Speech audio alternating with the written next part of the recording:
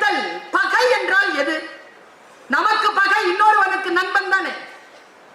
Abraham Lincoln தன்னுடைய குழந்தையின் ஆசிரியருக்கு எழுதிய கடிதத்தில், என் குழந்தைக்கு சொல்லிக் கொடுங்கள் ஆசிரியரே, ஒவ்வொரு பகைவனுக்கும் ஒரு நண்பன் இருக்கிறான் என்று சொல்லிக் கொடுங்கள் என்று எழுதுகிறானே. எல்லோருக்கும் பகை. இப்ப நாம் எல்லோரையும் வாழ வைக்கக்கூடிய அதி அற்புதமான சக்தின்னு ஒண்ணு இருக்குங்க. இந்த இந்திய தேசம் ராமன் வடிவில் அந்த சக்தியை பார்க்கிறது. ராமனுக்கு என்னன்னா, எனக்கு தெரிஞ்சுங்க, ராமன் கிட்ட அது இருந்தது, ஜீசஸ் கிட்ட அது இருந்தது, கிருஷ்ணன் கிட்ட அது இருந்தது, முகமது நபி கிட்ட அது இருந்தது. என்ன தெரியுமா? ஒரு தேஜஸ். அவங்கள பார்த்தாலே நீங்க எதுவும் செய்ய மாட்டீங்களா, அப்படியே ஆன்மா வண்டிடுமா அவங்க முன்னால. அதுவும் ராமன் இருக்காரு இல்லையா, அவருடைய சௌந்தர்யம் இருக்குல்ல, அபாரமா இருக்குமாங்க. ஆழ்வார்களை நம்புகின்றவர்கள், வைணவத்தில் இருக்கக்கூடியவர்கள் சொல்லுவார்கள், ராமனை விட மேலானது ராம சௌந்தர்யம். அவன் அப்படி பார்த்துட்டாலே போதுமா, அந்த ஒரு சிரிப்பு போதுமா, அப்படியே மண்டிட்டுருவீங்களா முன்னால. இப்போ ராம சௌந்தர்யம்னு ஒண்ணு இருக்கு. லக்ஷ்மணன் ஒருத்தன் பிறந்தான். அவன் வேலை என்ன தெரியுமா? ராமனுக்கு உதவியாளா இருக்கிறது. அவ்வளவு செத்தே போறது அவனுக்காக. முன்ன முடி, இவன் நகருக்கு வந்திடில் வா, இல்லை என்றால் முன்ன முடின்றா சுமத்திர. இப்போ சத்ருகனுக்கு என்ன வேலை? சத்ருகனுக்கு எது வேலை? பரதன் கூட இருக்கிறது தான் வேலை. பரதன் எங்க இருப்பானோ அங்க சத்ருகன் இருப்பான். பரதனுடன் தான் இருப்பதற்கு பெருந்தடையா எது இருக்கும்னு நினைக்கிறீங்க? அவனை விட்டுட்டு இவன் கூடயே இருந்துடலாமோ அப்படிங்கிற அளவுக்கு மிக வசீகரமான அந்த ராம சௌந்தர்யம் என்கின்ற பகையை அழித்தவன் சத்ருக்னன். நிமிந்து கூட பார்க்க மாட்டானாங்க ராமனை. நிமிந்து பார்த்தா எங்க அண்ணனுக்கு சேவை செய்ய முடியாம போயிருமோன்ட்டு அந்த ராம சௌந்தரியத்தை கண்ணில் நிரப்பிக் கொள்ளாமல் பரதனுக்காக வாழ்ந்து அழிந்தவன். அதனால் அவனுக்கு சத்ருக்னன்னு பேருன்னு சொன்னாருங்க குருநாதர். கொஞ்சம் நினைச்சு பாருங்க, நமக்கு எதையெல்லாம் சத்ரு. மஸ்னவி படிக்கின்ற பொழுது ஜலாலுதீன் ரூமி என்னிடத்தில் பேசுகிறார். கொய்யா மரத்திலிருந்து இறங்கு, ரெண்டே கண்ணிதான்.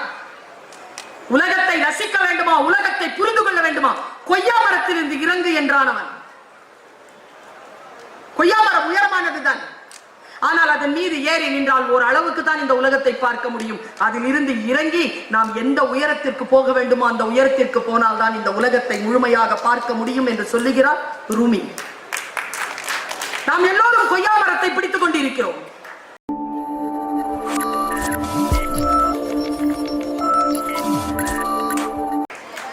வாழ்க்கை நமக்கு சில விஷயங்களை கற்றுத் தருகிறது. நான் ஒரு விஷயம் சொல்லவா? என்னுடைய வாழ்க்கையில நான் ஒரு பேச்சாளரா இருக்கிறேன்ல, என் பேச்சாளரா நான் பேசிட்டு இருக்கும் போது ஈரோட்ல நடந்த ஒரு குரூப்ல, ஒரு கூட்டத்துல ஒரு அம்மா வந்து தன் குழந்தைய வச்சுக்கிட்டு என்கிட்ட வந்து ஆசீர்வாதம் கொடுங்க ஆசீர்வாதம் கொடுங்கன்னு. என்னன்னு கேட்டு, உங்களை மாதிரியே பேசணும்னுச்சு.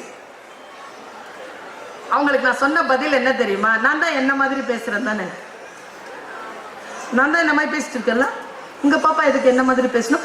அது மாதிரி பேசிட்டோம். இந்த உலகம் என்ன ஏற்றுக்கொண்டது போல் உங்கள் குழந்தையை ஏற்றுக்கொள்ளாதா?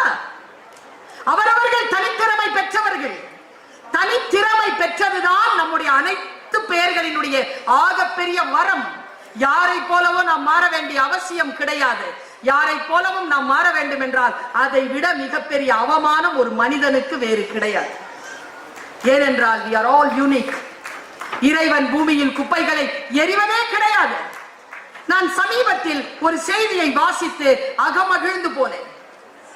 இந்த நேரத்தில் சொல்லலாம் என்று நினைக்கிறேன். நான் ராமாயணத்தையும் மகாபாரதத்தையும் வாசிப்பவள். அதனுடைய அரசியல் எல்லை கடந்து அதற்குள்ளாக இருக்கக்கூடிய அந்த நஞ்சையும் அமிழ்தையும் கடைந்து குடிக்கின்ற அந்த மேருமலையை போல, அந்த வாசுகி பாம்பை போல கடைந்து கொண்டிருப்பவள் நான். ஒரு செய்தியை இன்னைக்கு நான் உங்களுக்கு கடத்திட்டு போறேன். எத்தனை பேருக்கு அது மனசுல படுதுன்னு தெரியல. நான் என்ன புரிந்து கொண்டேனோ அது அப்படியே கடத்தணும்ன்ற பேராசையில நின்றுகிட்டு இருக்கேன். நான் என்ன நினைத்தேனோ அதை எப்படியே நீங்கள் புரிந்து கொள்ள வேண்டும் என்கின்ற பிரார்த்தனையோடு இது சொல்றேன். ராமாயணத்துல மொத்தம் 4 பேருங்க, அண்ணன் தம்பிங்க. யாருக்காவது பேர் தெரியுமா?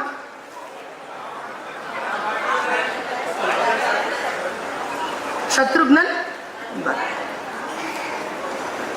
உண்மையா சொல்லுங்க, இந்த 4 பேர்ல யார பத்தி நிறைய தெரியும் நமக்கு? ராமன் பத்தி, அப்புறமா பரதனை பத்தி தெரியும், அப்புறம் லக்ஷ்மணன் பத்தி தெரியும். பாருங்க 3 பேர் சொன்னோம், கடைசி ஒரு ஆள் வரவே இல்லை பாருங்க நம்ம லிஸ்ட்ல. சத்ருக்னனை பத்தி என்னங்க தெரியும் நமக்கு? யாருக்கு எதுவும் தெரியாதுல்ல. ஒரு விஷயம் சொல்லவா, சிறகு ஒற்றையா ஒரு பொருள் அல்ல, அது பல இறகுகளால் ஆனது. நான் சிறகு தரல, இறகுகளை தந்து கொண்டிருக்கிறேன்.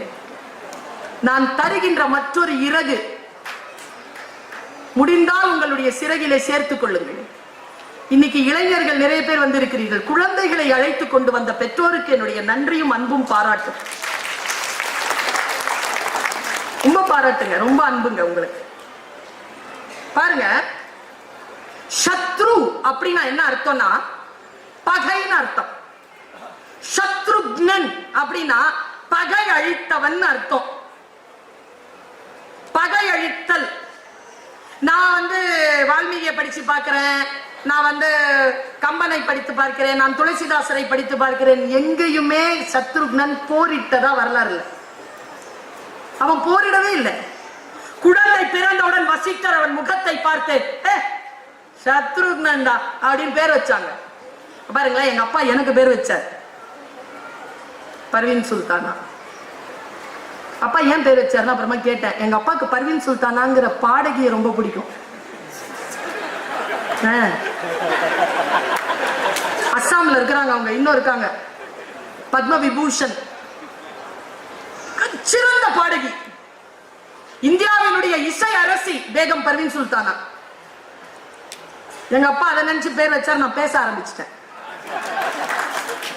ஆனா இறப்பதற்கு 10 மாதம் முன்னால் அப்பா சொன்னார், பர்வீன் சுல்தானான்னு போட்டா பேகம் பர்வீன் சுல்தானா பேரும் வருது, உன் பேரும் வருதுடா யூடியூப்ல.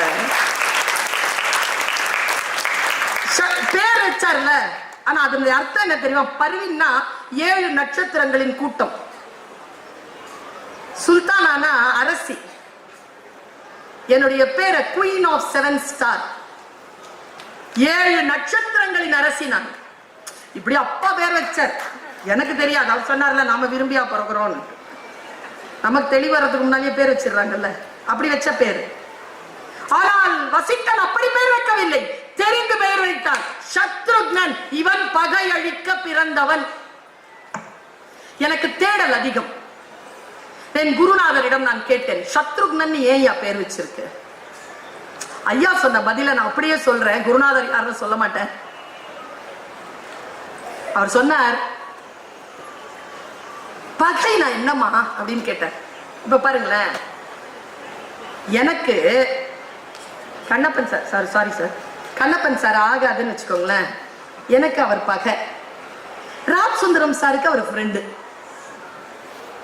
பாருங்க, பெயக்கண்டும் நஞ்சு உண்டு அமைவர் நயத்தக்க நாகரிகம் வேண்டுபவர் என்ன அர்த்தம் சொல்லுங்க?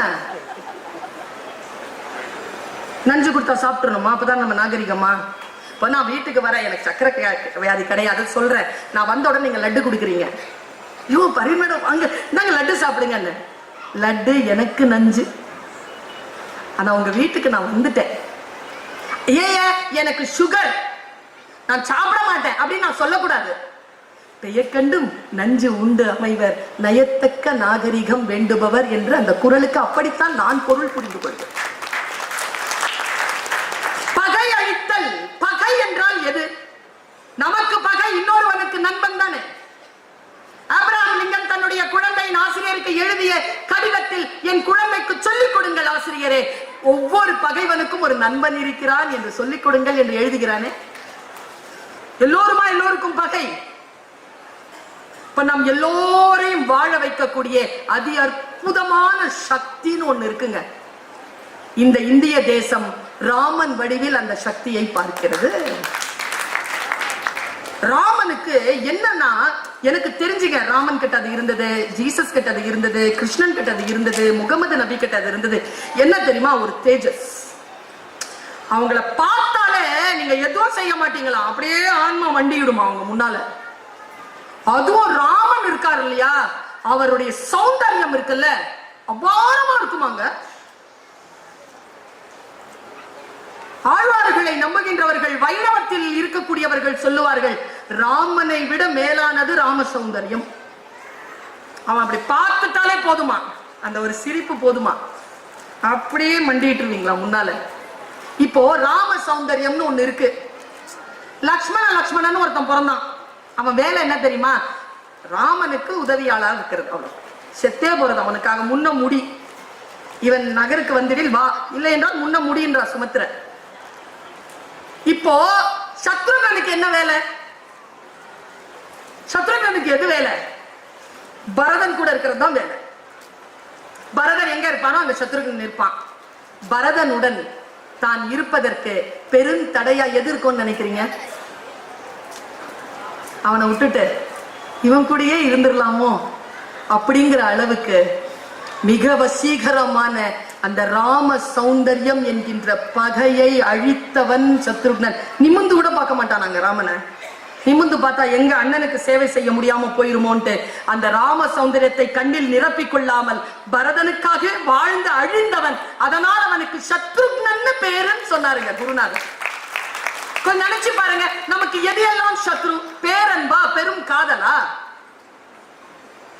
அதெல்லாம் உங்கள் இலக்கை நோக்கி நீங்கள் நகர்வதற்கு தடையாக இருந்தால், அந்த தடையை அழித்தால், அந்த தடையை, அந்த பகையை அழித்தால் நீங்களும் சத்ருக்னன் தான். பிள்ளைகளுக்கு சொல்லிக் கொடுங்கள். எல்லோருக்கும் சிறப்பானது நமக்கும் சிறப்பாக இருக்க வேண்டும் என்ற அவசியம் கிடையாது. நம் இலக்கை நோக்கி நாம் பயணிப்பதற்கு எது எல்லாம் தடையாக இருக்கிறதோ அதையெல்லாம் ஜெயித்துக் கொண்டு போகின்ற சத்ருக்னர்கள் தான் இன்றைக்கு தேவையே தவிர மற்ற யாரும் இல்லை என்று இளம் தலைமுறைக்கு நாம் சொல்லிக் கொடுப்பது நான் தந்திருக்கக்கூடிய மற்றொரு இறகு. யோசித்து பார்த்தால் நம்முடைய வாழ்க்கையில் நாம் பல விஷயங்களை கற்றுக்கொள்கிறோம். நான் இப்படி சொல்கிறேன் இந்த விஷயத்தை. பர்வீன் சுல்தானா பேசுகிறேன் என்றால் ஏதேனும் ஒரு விஷயத்தை நீங்க எடுத்துட்டு போனோம் தானே வீட்டுக்கு. நான் எப்பவுமே சொல்வேன், யார் தெரியுமா பேச்சாளர்? பாருங்க, ஒருத்தி தாங்க பேசுற, எத்தனை காதுகள். யார் நல்ல பேச்சாளர் தெரியுமா? பேசுறவங்க கிடையாது, பேசி முடித்ததற்கு பிறகும் உங்களிடத்தில் பேசிக்கொண்டே இருப்பவர்கள் தான் பேச்சாளர். பேசிக்கிட்டே இருக்கணும், அவங்க கருத்து உள்ளே, அவங்க குரல் ஒலித்து கொண்டே இருக்கணும். ஏதோ ஒரு வகையிலே அது தாக்கத்தை ஏற்படுத்தி கொண்டே இருக்க வேண்டும். நான் இறை பிரார்த்தனையோடு இன்னும் ஒரு இறகை உங்களுக்கு தருகிறேன். என் புத்தகத்தில் இருந்து நான் எடுத்த ஒரு இறகு. நான் வாசிப்பேன். நான் எப்படி ராமாயண மகாபாரதத்தை வாசிக்கிறேனோ பைபிளை நான் வாசிப்பேன், குறளை நான் வாசிப்பேன். அதை நான் உடல் ஆய்வுக்கூறு செய்யக்கூடிய ஒரு டாக்டர் மாதிரி வாசிப்பேன். அவர்கள் சொல்கிறார்கள் என்பதற்காக நம்ப மாட்டேன். இன்னொரு விஷயம் என்ன தெரியுமா? அப்பன் தோண்டிய கிணறு என்பதற்காக உப்பு தண்ணீரை நான் குடிப்பதில்லை. எது இருந்தாலும் கேள்விக்கு உட்பட்டதுதான். அந்த கேள்விக்கு உட்பட்டுதான் நான் எல்லாவற்றையும் புரிந்து கொள்கிறேன். இது இந்த தேசம் எனக்கு தந்த அறிவு, இந்த மண் எனக்கு தந்த அறிவு, தந்தை பெரியார் எனக்கு தந்த அறிவு. நீ எதையுமே யாரும் சொன்னாங்கன்றதுனால நம்பாத, உன் புத்தியுடன் செலுத்து. மற்றவர்களுக்கு அது உபயோகமாக இருக்கிறதா? அப்பொழுது அதை சொல்.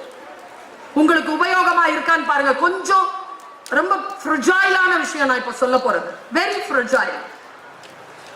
நீங்கள் புரிந்து கொள்ள வேண்டும் என்ற இறை பிரார்த்தனையோடு சொல்கிறேன். இன்றைய உங்களுடைய வரவு ஒருவேளை இந்த ஒரு கண்டென்ட்காக கூட இருக்கலாம். நல்லா தெரிஞ்சுக்கோங்க. எப்ப தெரியுமா புத்தகம் நமக்கு உதவி தருகிறது? ஒரு புக்கு ஃபுல்லா படிச்சு முடிக்கும் போது நமக்கு புத்தியில எட்டுறது இல்லைங்க. 800 பக்கம் படிச்சு முடிப்பேங்க. 742வது பக்கத்தில் 3வது பத்தியில் ஒரே ஒரு வரி இருக்கோங்க, என் வாழ்க்கையை புரட்டி போடும். அதை சந்திப்பதற்குத்தான் அந்த 800 பக்கங்களை நான் வாசிக்கிறேன். ஒரு விஷயம் தாங்க. இப்பொழுது நான் பேசுகிறேன், என் பேச்சு ஒரு மணி நேரம் நடக்கிறது என்றால் 1 மணி நேரம் பேசுகின்ற என்னுடைய பேச்சு எல்லாம் புரிந்துவிட வேண்டும் என்ற பேராசை எனக்கு கிடையாது. ஒரு கருத்து போதுமான.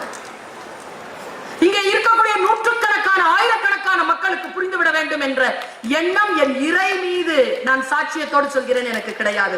உங்களில் யாரோ ஒருவருக்கு அது புரிந்து போனா, இந்த மூங்கில் காட்டில் ஏதோ ஒரு புல்லாங்குழல் இருக்கிறது தானே, அந்த புல்லாங்குழலை நோக்கிய பயணம் தான். பாருங்க, இந்த பிரபஞ்சம் அலாதியானதுங்க. இந்த பிரபஞ்சத்தினுடைய அந்த அந்த சக்தியை நான் என்னன்னு சொல்றதுன்னு எனக்கு தெரியல. இறை நம்பிக்கை கொண்டவள் நான். நீங்கள் இறை நம்பிக்கை கொள்ளாதவர்களாக கூட இருந்து விட்டு போங்கள், ஆனால் பிரபஞ்ச சக்தியை நீங்கள் மறுக்கவே முடியாது. மஸ்னவி படிக்கின்ற பொழுது ஜலாலுதீன் ரூமி என்னிடத்தில் பேசுகிறார். கொய்யா மரத்திலிருந்து இறங்கு, ரெண்டே கண்ணிதான். உலகத்தை ரசிக்க வேண்டுமா, உலகத்தை புரிந்து கொள்ள வேண்டுமா, கொய்யா மரத்திலிருந்து இறங்கு என்றான் அவன். கொய்யா மரம் உயரமானதுதான், ஆனால் அதன் மீது ஏறி நின்றால் ஒரு அளவுக்கு தான் இந்த உலகத்தை பார்க்க முடியும். அதில் இருந்து இறங்கி நாம் எந்த உயரத்திற்கு போக வேண்டுமோ அந்த உயரத்திற்கு போனால் தான் இந்த உலகத்தை முழுமையாக பார்க்க முடியும் என்று சொல்லுகிறார் ரூமி. நாம் எல்லோரும் கொய்யா மரத்தை பிடித்துக் கொண்டிருக்கிறோம். ஏற்கனவே கற்றெடுத்த அந்த கற்பிதங்களை இல்லாமல் ஆக்கி அடுத்த கட்டத்திற்கு நாம் உயர வேண்டும் என்றால் இதை காலியா வச்சிருங்க. நிரம்பி இருந்ததுன்னா வழிஞ்சிரும். கற்றல் பாத்திரம் காலியா இருக்கணும். Stay ready to learn. Learn to unlearn. ஏற்கனவே கற்றதை மறப்பதற்காக மீண்டும் கற்றுக்கொள். இதெல்லாம் ஜென் தத்துவம். கொக்கொக்க கோம்பம் பருவத்து மற்றதன் குத்தொக்க சீர்த்த இடத்து முயுவ விளக்க உரை. பொறுத்திருக்கும் காலத்தில் கொக்கு போல் அமைதியாக இருக்க வேண்டும். காலம் வாய்த்த போது அதன் குத்து போல் தவறாமல் செய்து முடிக்க வேண்டும். சாலமன் பாப்பையா விளக்க உரை. ஒடுங்கி இருக்க வேண்டிய நேரத்தில் கொக்கை போல் ஒடுங்கி காத்து இரு. செயற்படும் நேரம் வந்தபோது கொக்கு தவறாமல் தன் இரையை குத்திப் பிடிப்பது போல் பிழையின்றிச் செய்து முடி. கலைஞர் விளக்க உரை. காலம் கைகூடும் வரையில் கொக்கு போல் பொறுமையாகக் காத்திருக்க வேண்டும். கொக்கொக்க கோம்பம் பருவத்து மற்றதன் குத்தொக்க சீர்த்த இடத்து முயுவ விளக்க உரை. பொறுத்திருக்கும் காலத்தில் கொக்கு போல் அமைதியாக இருக்க வேண்டும். காலம் வாய்த்த போது அதன் குத்து போல் தவறாமல் செய்து முடிக்க வேண்டும். சாலமன் பாப்பையா விளக்க உரை. ஒடுங்கி இருக்க வேண்டிய நேரத்தில் கொக்கை போல் ஒடுங்கிக் காத்து இரு. செயற்படும் நேரம் வந்தபோது கொக்கு தவறாமல் தன் இரையை குத்திப் பிடிப்பது போல் பிழையின்றிச் செய்து முடி. கலைஞர் விளக்க உரை. காலம் கைகூடும் வரையில் கொக்கு போல் பொறுமையாகக் காத்திருக்க வேண்டும். கொக்கொக்க கோம்பம் பருவத்து மற்றதன் குத்தொக்க சீர்த்த இடத்து முயுவ விளக்க உரை. பொறுத்திருக்கும் காலத்தில் கொக்கு போல் அமைதியாக இருக்க வேண்டும். காலம் வாய்த்த போது அதன் குத்து போல் தவறாமல் செய்து முடிக்க வேண்டும். சாலமன் பாப்பையா விளக்க உரை. ஒடுங்கி இருக்க வேண்டிய நேரத்தில் கொக்கை போல் ஒடுங்கிக் காத்து இரு. செயற்படும் நேரம் வந்தபோது கொக்கு தவறாமல் தன் இரையை குத்திப் பிடிப்பது போல் பிழையின்றிச் செய்து முடி. கலைஞர் விளக்க உரை. காலம் கைகூடும் வரையில் கொக்கு போல் பொறுமையாகக் காத்திருக்க வேண்டும். கொக்கொக்க கோம்பம் பருவத்து மற்றதன் குத்தொக்க சீர்த்த இடத்து முயுவ விளக்க உரை. பொறுத்திருக்கும் காலத்தில் கொக்கு போல் அமைதியாக இருக்க வேண்டும். காலம் வாய்த்த போது அதன் குத்து போல் தவறாமல் செய்து முடிக்க வேண்டும். சாலமன் பாப்பையா விளக்க உரை. ஒடுங்கி இருக்க வேண்டிய நேரத்தில் கொக்கை போல் ஒடுங்கிக் காத்து இரு. செயற்படும் நேரம் வந்தபோது கொக்கு தவறாமல் தன் இரையை குத்திப் பிடிப்பது போல் பிழையின்றிச் செய்து முடி. கலைஞர் விளக்க உரை. காலம் கைகூடும் வரையில் கொக்கு போல் பொறுமையாகக் காத்திருக்க வேண்டும். கொக்கொக்க கோம்பம் பருவத்து மற்றதன் குத்தொக்க சீர்த்த இடத்து முயுவ விளக்க உரை. பொறுத்திருக்கும் காலத்தில் கொக்கு போல் அமைதியாக இருக்க வேண்டும். காலம் வாய்த்த போது அதன் குத்து போல் தவறாமல் செய்து முடிக்க வேண்டும். சாலமன் பாப்பையா விளக்க உரை. ஒடுங்கி இருக்க வேண்டிய நேரத்தில் கொக்கை போல் ஒடுங்கிக் காத்து இரு. செயற்படும் நேரம் வந்தபோது கொக்கு தவறாமல் தன் இரையை குத்திப் பிடிப்பது போல் பிழையின்றிச் செய்து முடி. கலைஞர் விளக்க உரை. காலம் கைகூடும் வரையில் கொக்கு போல் பொறுமையாகக் காத்திருக்க வேண்டும். கொக்கொக்க கோம்பம் பருவத்து மற்றதன் குத்தொக்க சீர்த்த இடத்து முயுவ விளக்க உரை. பொறுத்திருக்கும் காலத்தில் கொக்கு போல் அமைதியாக இருக்க வேண்டும். காலம் வாய்த்த போது அதன் குத்து போல் தவறாமல் செய்து முடிக்க வேண்டும். சாலமன் பாப்பையா விளக்க உரை. ஒடுங்கி இருக்க வேண்டிய நேரத்தில் கொக்கை போல் ஒடுங்கிக் காத்து இரு. செயற்படும் நேரம் வந்தபோது கொக்கு தவறாமல் தன் இரையை குத்திப் பிடிப்பது போல் பிழையின்றிச் செய்து முடி. கலைஞர் விளக்க உரை. காலம் கைகூடும் வரையில் கொக்கு போல் பொறுமையாகக் காத்திருக்க வேண்டும். கொக்கொக்க கோம்பம் பருவத்து மற்றதன் குத்தொக்க சீர்த்த இடத்து முயுவ விளக்க உரை. பொறுத்திருக்கும் காலத்தில் கொக்கு போல் அமைதியாக இருக்க வேண்டும். காலம் வாய்த்த போது அதன் குத்து போல் தவறாமல் செய்து முடிக்க வேண்டும். சாலமன் பாப்பையா விளக்க உரை. ஒடுங்கி இருக்க வேண்டிய நேரத்தில் கொக்கை போல் ஒடுங்கிக் காத்து இரு. செயற்படும் நேரம் வந்தபோது கொக்கு தவறாமல் தன் இரையை குத்திப் பிடிப்பது போல் பிழையின்றிச் செய்து முடி. கலைஞர் விளக்க உரை. காலம் கைகூடும் வரையில் கொக்கு போல் பொறுமையாகக் காத்திருக்க வேண்டும் கா.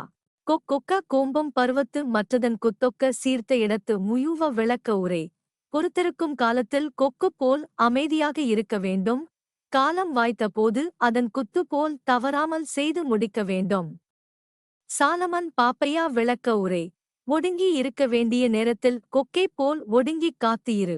செயற்படும் நேரம் வந்தபோது கொக்கு தவறாமல் தன் இரையை குத்திப் பிடிப்பது போல் பிழையின்றிச் செய்து முடி. கலைஞர் விளக்க உரை. காலம் கைகூடும் வரையில் கொக்கு போல் பொறுமையாகக் காத்திருக்க வேண்டும் கா. கொக்க கோம்பம் பருவத்து மற்றதன் குத்தொக்க சீர்த்த இடத்து முயூவ விளக்க உரை. பொறுத்திருக்கும் காலத்தில் கொக்கு போல் அமைதியாக இருக்க வேண்டும். காலம் வாய்த்த போது அதன் குத்து போல் தவறாமல் செய்து முடிக்க வேண்டும். சாலமன் பாப்பையா விளக்க உரை. ஒடுங்கி இருக்க வேண்டிய நேரத்தில் கொக்கை போல் ஒடுங்கிக் காத்து இரு. செயற்படும் நேரம் வந்தபோது கொக்கு தவறாமல் தன் இரையை குத்திப் பிடிப்பது போல் பிழையின்றிச் செய்து முடி.